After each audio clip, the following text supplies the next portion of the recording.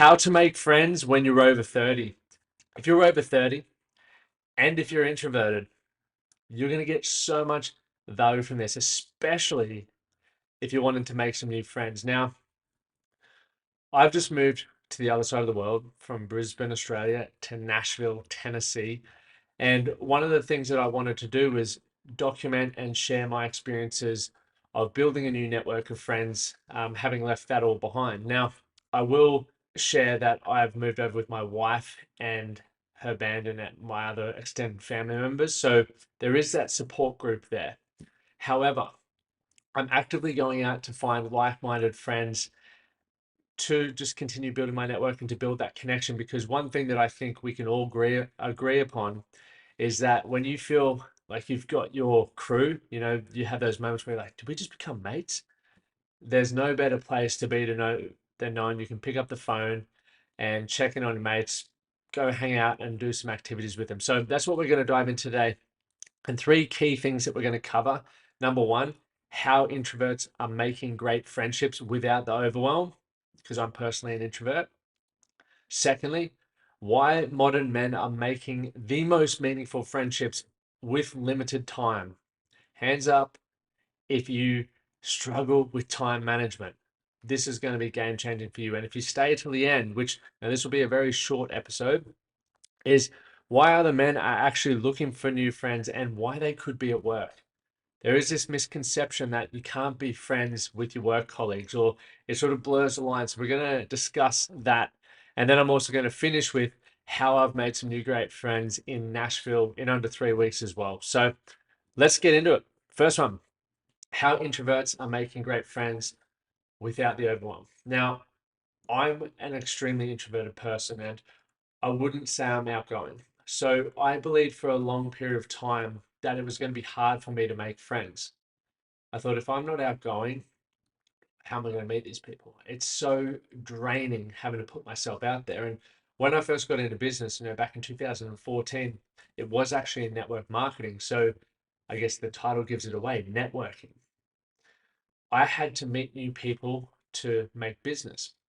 And I would find myself extremely fatigued because I was talking about and trying to find out so much information about other people, but I never really, was, I guess, talking to people that I felt aligned with or really just had a great connection with. I was purely doing it from the basis of, I need you to buy my product.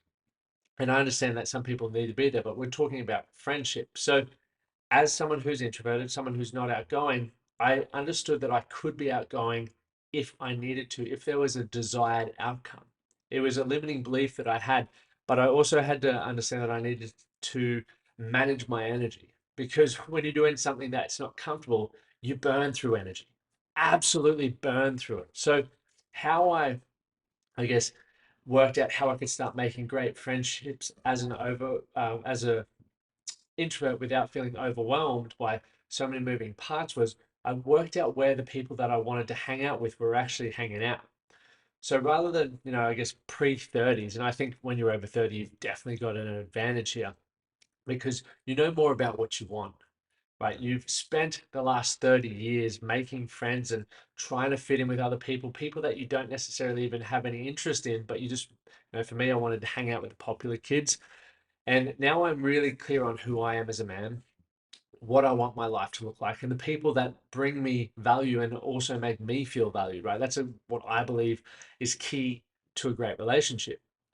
So I recognize that, hey, this is what I want. I love exercising. I love being outdoorsy. I love going on adventures. I love talking about business. I love talking about entrepreneurship. I love hanging around with people who value the other people in their life. They don't belittle people and they want to help you grow. That to me is like the people that I want to hang out with. So when I broke that down, I was like, where do those ambitious, driven, caring, kind people hang out? So I'm looking, for example, when I moved to Nashville, I was like, okay, first things first, need to make some fitness friends. Want to find someone we can train with, find a new gym, all of that sort of stuff. So I jumped straight on the hashtag Nashville Fitness, and I just started going through the hashtag and checking out people's profiles and seeing, people write posts and seeing what kind of training they do, seeing what happens in their, if they share bits of their personal life, what they get up to. And I was like, cool, that person, looks like someone I would want to hang out with. And I just dropped them a message. Some responded, some didn't. But the ones that responded, I was able to go hit a gym session with, and some of them I've become mates with. Others I haven't, but because we had similar interests, I've now developed a great mate, and one of them's name's Justin. His name's Justin, and we hit it off really well. It was one of those conversations where you're like, "Did we just become best mates, man?" And because we had common interests, he runs his own gym. He was an aspiring athlete. He still trains like an athlete. We had a lot in common, so it didn't feel like I was exhausting a heap of energy to build that relationship. So if you do get overwhelmed by building friendships, don't go to the craziest, busiest place. And for some reason, people think the best place to network is at a pub. Man, when you've got background noise and you've got everyone else's conversations impeding on yours, it's very overwhelming. So think about the environment and the location that you want to be, and also think about what kind of people energize you, because they're the people that you want to go directly for, especially now that we do have, I guess, social avenues um, where you can, I guess, find your people, right? You don't have to just sort of go out to events and hope that those people are there. Although that is a good thing to do as you build up your confidence and build up your network. But what I've experienced is when I meet one like-minded person, they're generally going to introduce you to some other ones. So that's how, as an introvert, I started making some great friendships without feeling overwhelmed. Let's go to number two. Why modern men are making the most meaningful friendships with limited time. In our academy, many of the blokes struggle with time. I struggle with time from time to time. I know that it requires effort and it requires energy to develop a friendship, right? Sometimes you have to go travel to each other. You might even have to take phone calls. That is taking away, or you could consider investing time into something that you may be sacrificing time elsewhere. Meaning, if I'm developing new friends, I'm sacrificing time for my business, I'm sacrificing time for my wife, and I'm sacrificing time where I could be calling my friends back home.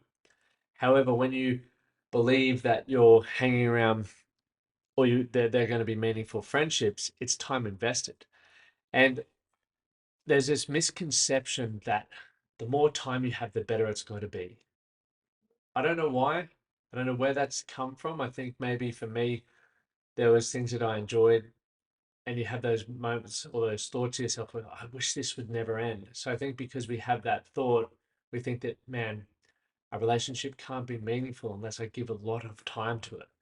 And what I have learned from the relationships that I have, some of my closest mates have families, have businesses, and so they have a lot going on in their own life, much like I have a lot going on in mine. So we don't get to spend hours and hours and hours together each week, but we do get to spend time. And the time that we do spend is extremely meaningful because there's a lot of intent behind it. You know, if we're catching up for a dinner, I know how I want to make my mates feel. I know what I want to, questions I want to ask them and find out because I'm invested in their life, much like they are with me. So when you're thinking about, um, I guess, new friendships and think, I don't have time for that.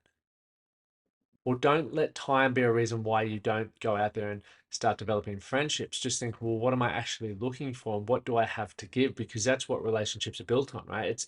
It's this reciprocal giving and receiving relationship. I'm guaranteeing you, if you've been to a networking event, um, you would have definitely had a conversation with someone. I've mentioned this a couple of times in this podcast already, where you're talking to them for maybe 5 or 10 minutes and you go, that guy could be my best mate, 100%. And the story I have with that, when I was an Uber driver a number of years ago, I was driving this gentleman. Had a 30-minute trip because his car had broken down. So I was driving him out there and we hit it off. He was a footy player and we were chatting this whole way, and, having plenty of banter and laughs and had a lot of things in common. And the cool thing was when I was about to drop this individual off, he goes, dude, I've never done this and this is going to sound really weird, but can I grab your number?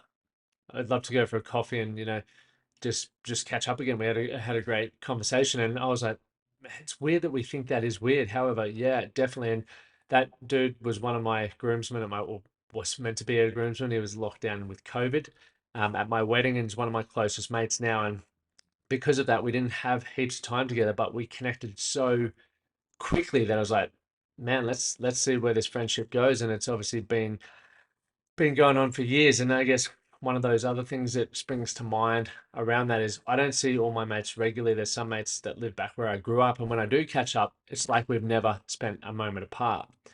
And that in itself, when I was thinking about it, I was like, man, if I don't see my mates all the time, but when I do catch up with them, it feels like we've never left. It doesn't mean you have to spend a heap of time together. You can have amazing friendships in limited time. So that was mind blowing for me.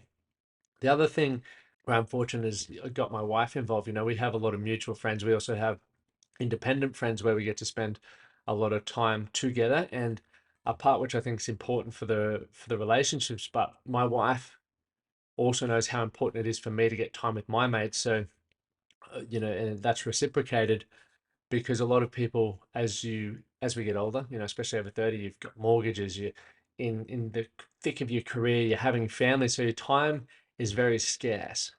And so it may be hard for you to dial in to go for a beer with a mate or go for a run with a mate, but it's definitely one of those things that's going to be extremely, extremely important. I'm just having a look to make sure I've covered everything here. Yeah, I'm pretty happy with that. I'm pretty happy with that indeed. So let's go to number three. And as you're listening along, if you're taking notes or want to, I guess, give me different thoughts or feedback, send me a message on Instagram. Or I have actually just started a supporter group, which you can see the link in the comments, which is going to help me get another team member on board to edit this and definitely help me make the podcast bigger and better. So if you'd love to support the show, you can check that out there. But number three, men are looking for friends and they could be right at work. People write work colleagues off. I did it for such a long time. I have so many great mates that I've worked with over the years. When I was working at Function Well, a great gym in Brisbane, obviously we're all trainers because we have this passion for fitness. We have this passion for not only our own health, but making people healthier because we understand the benefits of that, right? And for whatever reason, I was like, you can't mix work and play. It just doesn't work. But as I've gotten older, I realized I haven't had to because who I am at work is exactly who I am at home. I'm not wearing a mask anymore. And I know a lot of people still do, which is why, not discussed on this podcast, but it is really important to make sure that you are showing up genuinely and authentically in all areas of your life so that you can have work colleagues as mates and you can introduce your mates to your work essentially because there's commonality there and you spend so much time at work. So why wouldn't you want to have friends at work? It just makes sense. It makes a healthy work environment. It makes life better.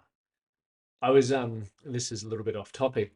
We had a new band member play for Shepherd the other night here in Nashville, and when we came back here, we were just having a few beers, and I thought, hey, let's all play a song from a time in our life and share a story that's attached to that song.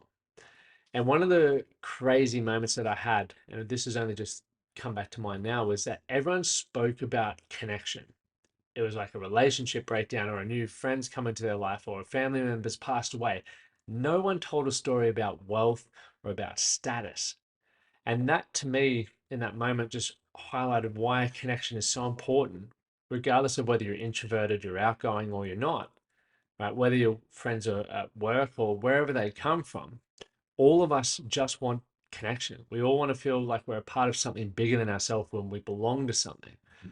And if you get that from work, if you get that from work colleagues, awesome. Lean into that. You can build friendships. And obviously, as a business owner myself, you understand there needs to be boundaries and expectations set around, making sure you get your work done and the friendship, of course, but there's no reason why you should just cut that off just because, hey, no, you're a work dude.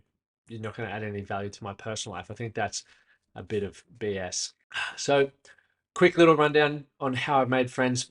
I guess my process quickly here in the US.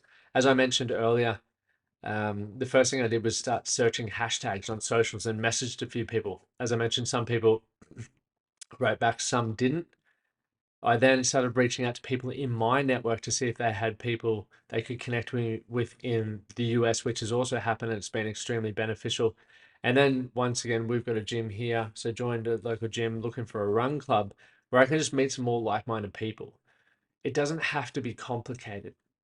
Where you can get better at that is you can start when you start communicating with people, It's how do you start a conversation? Something I learned the other day that I was like, man, I'm definitely going to share this was when you introduce yourself to someone, rather than just going, the basic question could be, hey, Lockie, I'm from Brisbane, just moved to Nashville, full stop. If someone asked me, why I've moved here, I could say, hey, I've just moved here from Brisbane, which is one of the sunniest places, has some of the best running spots available. And, on the weekends, I love to go on good hikes. So I'm giving them a little bit more about myself so that when they return serve with another question or the conversation takes another direction, they've learned that I like hiking. They've learned that I love the warm climate. If that makes sense. So if you can go that little bit further, it's a lot easier to build rapport. That's the wrap up of this episode. I hope you got value from it. And if you would like more or some specific topics where I can share some stories of my own experiences or things that I've learned, make sure you shoot me a message on Instagram, or you can comment below this episode if you're listening on Spotify or watching on YouTube. And I'll do my best to get some episodes out on that, because I'm definitely back in the groove now that I'm in the US of weekly solo episodes as well. And if you want to support me and help get us out, please share it on your socials, rate and review, and subscribe on whatever platform you're listening to. Till next time, I'm Lockie Stewart. Thank you for listening.